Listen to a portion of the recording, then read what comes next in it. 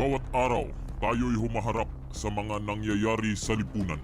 Mga pangyayari na nakakaapekto sa ating lahat. Mga pangyayari na kailangan tayong makialam. Kaya nabuo ang programang ito, Issue 101. Tumatalakay sa mga issue ng ating lipunan. Mga issue na dapat nating pakialaman. Mga issue na may malaking kaugnayan sa ating kapaligiran. At mga issue na may kaugnayan sa ating gobyerno. Issue 101. Narito ang inyong tagapagsalita. Issue 101. Your with Senior Simon. Senior Simon. Senior Simon. Issue 101.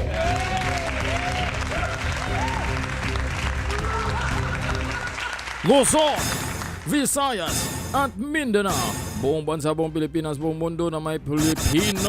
Welcome sa isa na namang episode ng ating palatuntunan ng araw ngayon na Linggo, Agosto 3, 2025. Sunday mga kaisyo dito sa Pilipinas, Agosto 3, taong 2025. Alas 12:31 na ng hating gabi. Kumusta po kayong lahat dyan? Sa mga nagpupuyat, welcome sa inyong lahat. Sana'y samahan niyo po ako hanggang sa susunod pa natin na episode mga kaisyo. Dahil may isa pa tayong tatalakayin bago po ako aantukin. Habang hindi pa po ako inaantok ay patuloy ang ating live stream. Sa susunod natin na live stream mga kaisyo ay pag-usapan natin itong online gambling. Pero sa episode ngayon mga kaisyo, ito nagpalabas ang Integrated Bar of the Philippines or IBP ng kanilang opisyal na pahayag tungkol sa naging desisyon ng Korte Suprema sa UNCONSTITION. Nabubulol ako. Tungkol sa desisyon ng Korte Suprema sa unconstitutionality ng Articles of Impeachment na isinampalaban kay Vice-President Sara Duterte. Tanong natin mga ka-esyo, Rerespotihin ba ng mga pro-impeachment lawyers itong naging pahayag ng IBP? Pero bago po natin umpisahan ang ating talakayan, huwag pong kalimutan na mag-like sa video na to. Click nyo po ang subscribe button at ang notification bell sana all para kayo ay mapapalahanan kung sakaling tayo may live stream katulad nito. At ang ating Facebook fanpage din na Senior Simon 101. Huwag po din nyo kalimutan na i-follow nyo po at i-like. Isama nyo na rin ang ating X, ang ating TikTok at ang ating Instagram na at Senior Simon 101. At kung sakasakali mga kaisyo, mayroon din kayong Facebook account, iimbitahin ko po kayo na sumali sa ating group page na mga kaisyo sa issue 101. Doon pwede kayong magpahayag, pwede kayong mag-suggest kung ano ang inyong gustong nating pag-usapan mga kaisyo, na kung saan ikaw ang mag-contribute ng topic at atin po yung tatalakayin. Bigyan nyo po ako ng references o material mga kaisyo. Pag-aralan ko yan at tatalakayin ko mga kaisyo. Tatalakayin natin, pag-usapan natin kung ano ang inyong i-contribute mga kaisyo. Just join sa ating mga kaisyo sa issue 101 na group page. So wag na po natin patagalin pa. Umpisahan na natin ang ating talakayan dito sa ating palatuntunan ng Issue 101. kasama po ang inyong likod na si Senior Simon.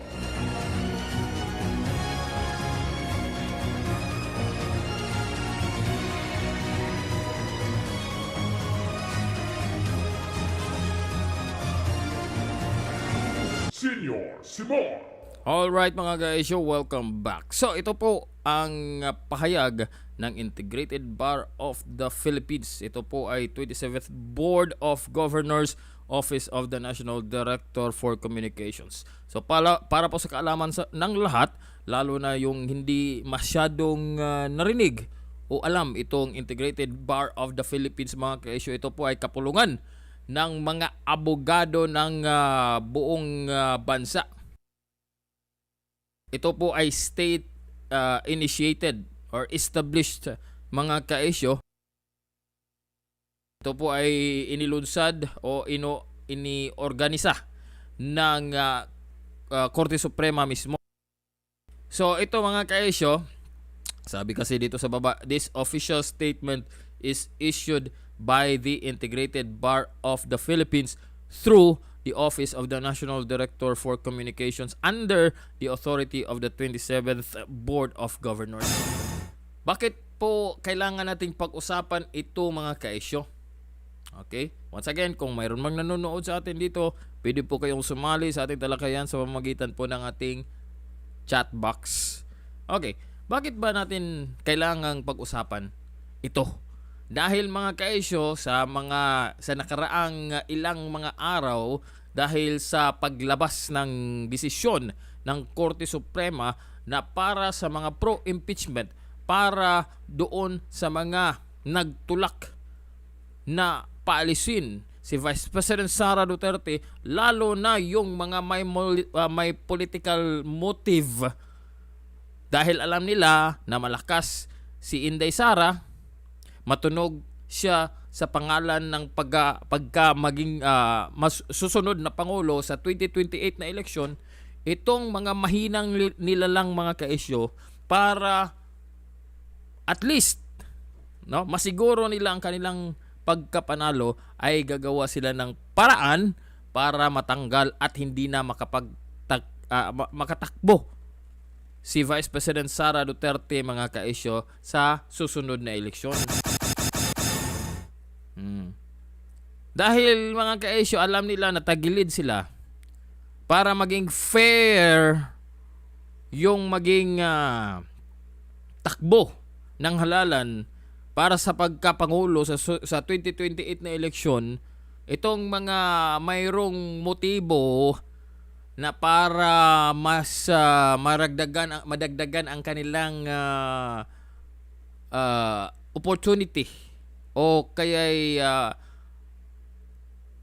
madagdagan ang kanilang matatawag natin na ano ba to? Na manalo sila sa 2028 na eleksyon, gumawa sila ng paraan. At alam naman po natin na karamihan dyan, lalo na itong mga kaalyado ni Bongbong Marcos, ayaw bumaba sa pwesto o ayaw matanggalan ng kapangyarihan o ayaw nila na itong isang Duterte na alam naman natin kung paano ang pagpatakbo, ang pamumuno ng isang Duterte mga kaisyo in terms of political will, in terms of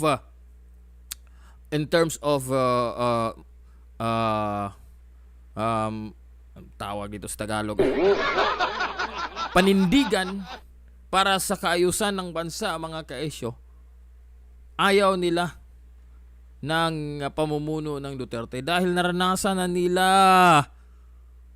kung paano namuno ang isang Duterte at hindi sila masyadong makakilos o hindi sila makapagnakaw mga kaisyo.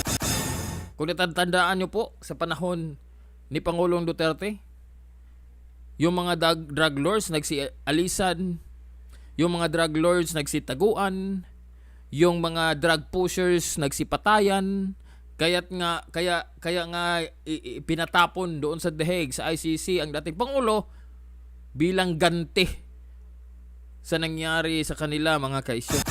Alam naman natin ito'y ganti mga kaisyo. Dahil hindi sila makakilos. Wala silang magawa. Ang iba nagsipataya na. Nagpataya na nga yung iba mga kaisyo. At ipinahid lang sa dating Pangulo yung mga krimen ng iba. So that is why ang dating Pangulo ipinatapon doon sa The Hague. Yung iba, kung natatandaan nyo po rin mga kaisyo, walang mga ipal, di ba? Yung mga pangalan na pinaskill doon sa kanilang sa mga proyekto mga kaisyo. Noon laganap yung mga politiko paipal, idikit yung kanilang mukha sa mga proyekto, sasabihin na this project is through the effort of so and so. Sa panahon ng dating Pangulo, nawala yung mga ganon mga kaisyo. Nawala yung mga paipal. Diba? Pero ngayon, anong nangyari? Ay nagsibalikan. Yung sa distrito ni Kimbo, may mga queue inilagay doon sa mga government projects. Oh, ano nangyari ni Kimbo? Ay hindi talo. Oh. Nagsibalikan yung mga ipal. Okay, dito tayo mga kaisyo sa statement ng Integrated Bar of the Philippines. Sabi dito, official statement on the Supreme Court decision in Duterte versus House of Representatives. Ito ay nilabas noong Biyernes, Agosto 1. Sabi dito, it is not the assertion of power by those who govern that gives meaning to democracy, but the rule of law. Sa dito pa lang mga kaisyo, hindi yung mga may kapangyarihan ang nagbigay kahulugan ng demokrasya. Hindi yung may mga kapangyarihan. Hindi yung kapangyarihan ng nagpalakad o namumuno ang nagbigay ng kahulugan ng demokrasya, kundi ang rule of law. Ang batas, mga kaisyo. Ang batas, sabi, the living expression of its covenant with the governed. Ito daw, ang buhay na pagpahayag sa pakikipag-ugnayan ng pinamunuan, mga kaisyo, at sa mga namumuno. Ang batas. Ha? The Supreme Court's ruling on the 30 versus House of Representatives is not merely about judicial review or impeachment. Ito daw ang naging utos o naging desisyon ng kataas-taasang hukuman dito sa Duterte versus House of Representatives. Hindi lang daw ito judicial review or impeachment.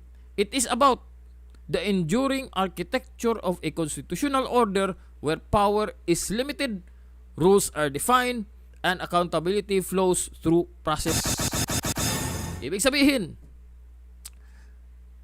hindi ito tungkol sa hindi lang ito tungkol sa judicial review or impeachment. Kundi tungkol ito, kung hindi tungkol ito sa kung paano binalangkas o paano ang itsura, ano ba tawag ito sa Tagalog? Ano ang kabuuang itsura?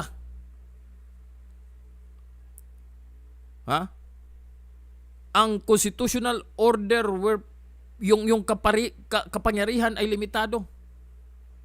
Yung mga ginagawa ay or dapat gawin ng isang ahensya o isang pinuno, mga kaisyo, ay nakalagay.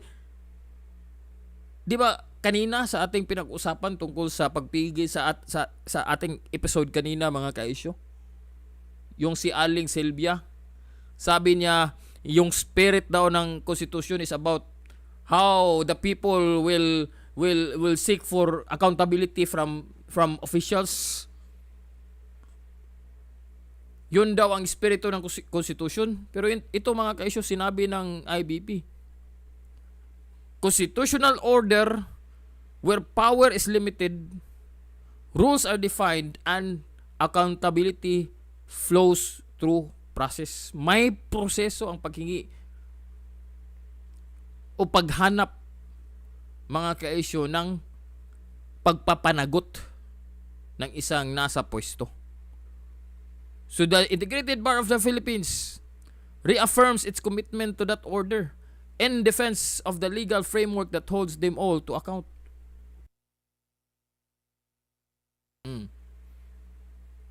May legal order kasi base sa ating konstitusyon, mga kaisyo.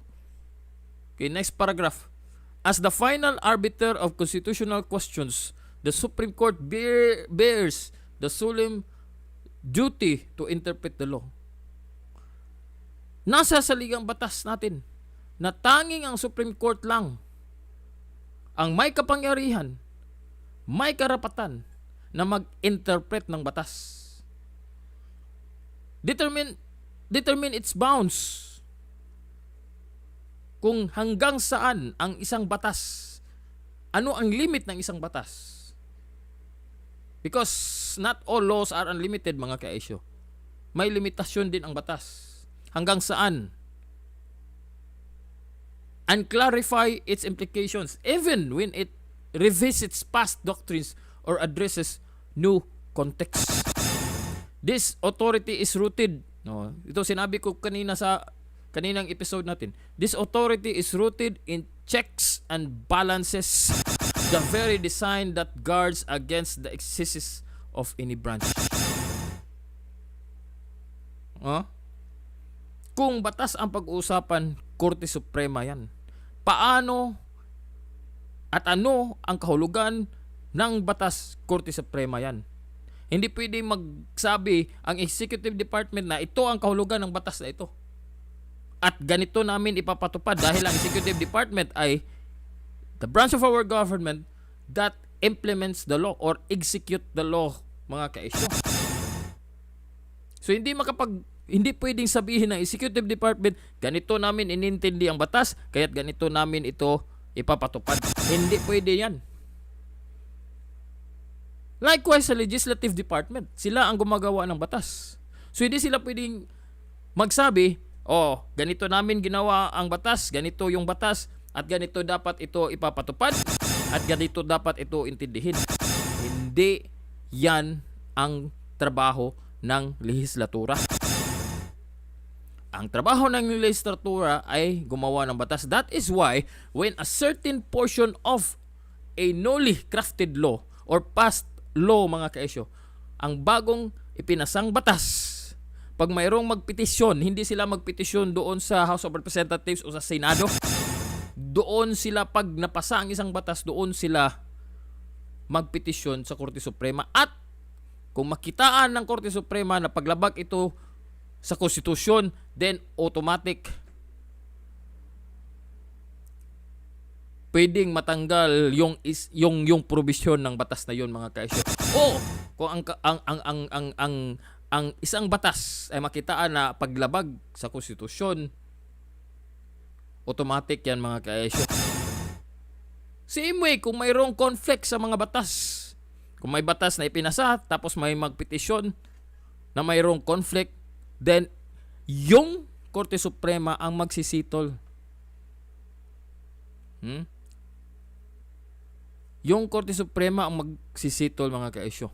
In recognizing the court's authority to interpret constitutional limitations even on matters as politically charged as impeachment, we do not diminish the exclusive role of the House of Representatives. We dignify it. Of course, nasa saligang batas kasi natin yan. No? Sabi dito ng IBP, we do not diminish the exclusive role of the House of Representatives. Rule nila mag-initiate ng impeachment, okay, so be it. Rules ng Senado na maging impeachment court, so be it. Impeachment occupies a distinct and indispensable place in our constitutional order as an instrument of accountability. It is entrusted to the people's elected representatives. Yet, its political nature does not place it beyond the reach of judicial review under the Constitution.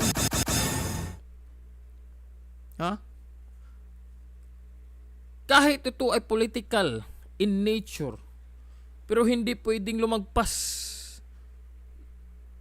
doon sa kung ano man ang limitasyon nito base sa saligang batas. And that is the job of the Supreme Court, to know its limitation. Hindi naman pwede bara-bara lang kung magsampa ng Articles of Impeachment ang House of Representatives. Kahit walang yung latest na decision, walang proper observance of due process. Isang issue yung one year bar rule. In which ini-emphasize ng naging desisyon ng Korte Suprema na kung kahit ano o inarchive yung isang impeachment complaint, that is still an initiation, that is still base sa naging desisyon ng Korte Suprema. Any action taken to an impeachment complaint is an initiation. Sabi doon sa desisyon, mga kaisyo, to uphold the Constitution is to uphold each of its mandates equally, whether judicial, legislative, or executive. We therefore recognize and respect the exclusive power of the House of Representatives to initiate impeachment, just as we acknowledge the Supreme Court's solemn duty to interpret the Constitution and resolve legal uncertainties in faithful service to the Republic. Okay. Ito na. Bahagi. Dahil, as what have been in the news lately, maraming nagsalita, maraming sumalungat, at iba pa dyan, mga kaisyo, lalo na itong si Boy...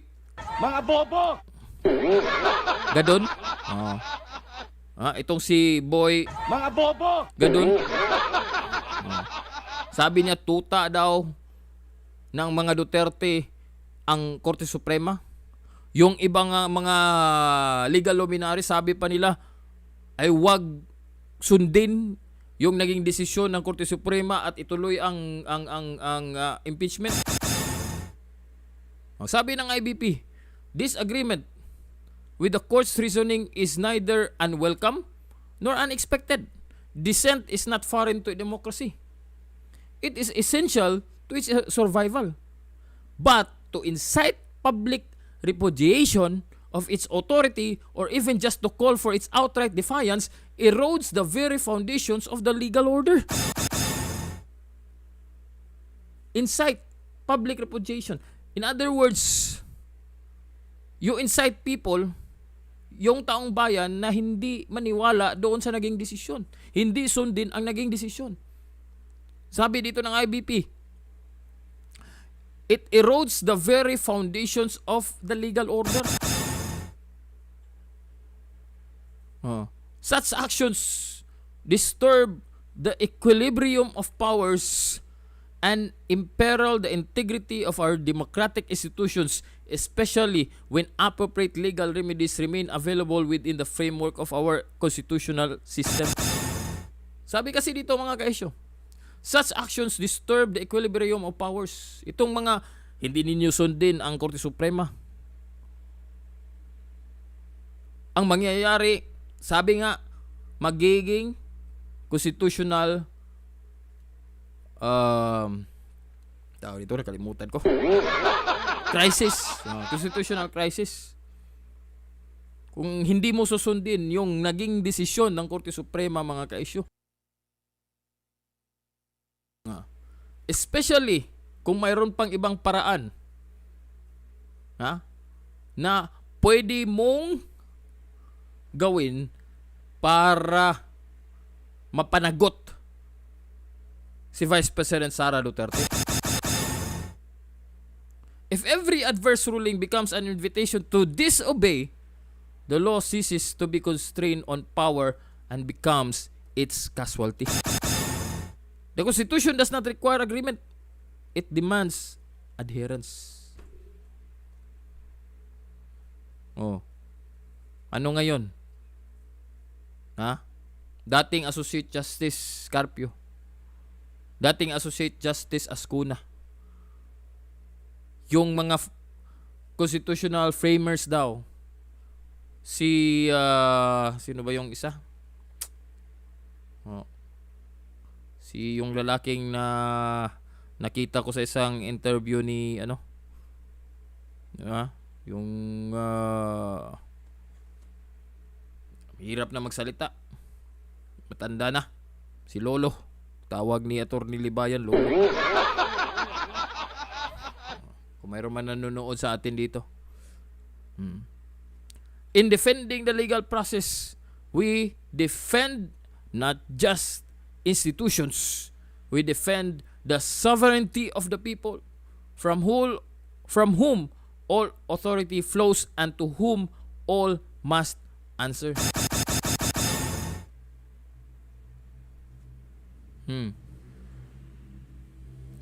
Dapat kasi para sa ating mga abogado, sila po ay tinatawag na officers of the court. Sila po ay officers of the court. So ibig sabihin, sila sana ang dapat manguna na dipinsahan itong naging desisyon ng Korte Suprema, mga kaisyo. Sila dapat ang manguna. Sila dapat ang magpaliwanag. Kung sakasakaling hindi sila sumang-ayon, then they have to provide legal reason why they disagree. Hindi yung parang isip ko, opinion ko, feel ko ganito. Mali yung Supreme Court kasi sa paniwala ko, sa damdamin ko.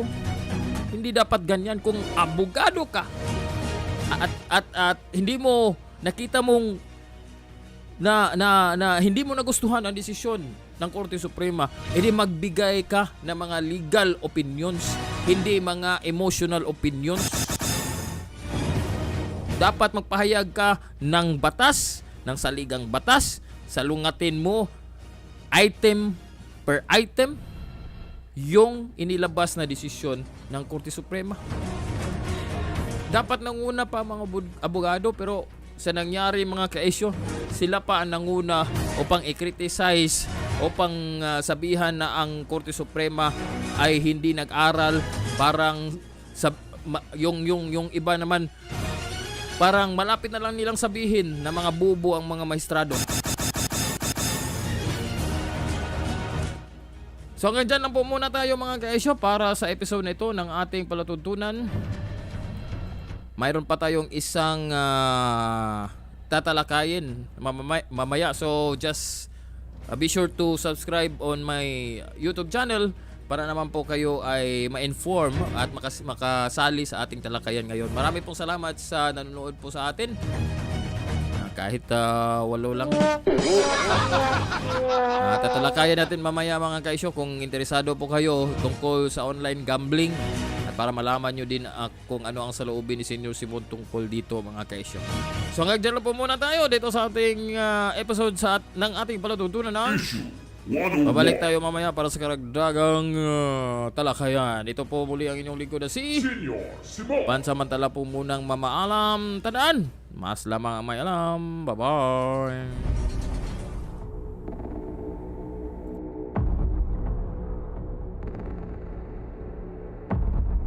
At yan ang Issue 101. Ang hilin natin sa mga kinaukulan ay umaksyon. Hanggang sa susunod, maraming salamat sa inyong pagsubaybay.